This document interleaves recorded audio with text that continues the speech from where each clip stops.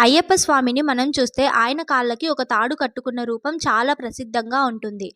ఇది ఎందుకు అంటే దానికి ఒక పురాణమైన కథ అయితే ఉంది. మహిషి అనే రాక్షసిని చంపిన తరువాత ఆమె ఆత్మ అయ్యప్ప స్వామిని ఒకటి అడిగింది. స్వామి, నా పిడయ భారాన్ని భక్తులపై పడకుండా మీరు ధరిస్తారా అని. అయ్యప్ప స్వామి దయతో దానికి ఒప్పుకున్నారు. నా భక్తుల కష్టాలు, భయాలు, పీడ నన్ను చేరిన తరువాత నీ భారాన్ని నేను నా కాళ్ళల్లో ధరిస్తాను అని చెప్పారు. అప్పటి నుంచి స్వామి కాళ్ళల్లో కట్టుకునే తాడు ఒక చిహ్నంగా ఉండిపోయింది. భక్తుల భారాన్ని స్వామి తన మీద తీసుకుంటాడు.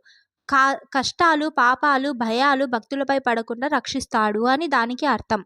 ఆయన దయ, కరుణ, ధర్మానికి ప్రతీకంగా నిలుస్తాయి. భక్తులు కూడా మాల వేసినప్పుడు తాడును కట్టుకుంటారు. మన కష్టాలు స్వామి దగ్గర ఉంచుతున్నాము అని దానికి అర్థం.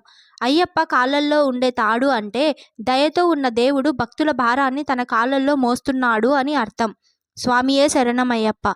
ఈ వీడియో మీకు నచ్చినట్లయితే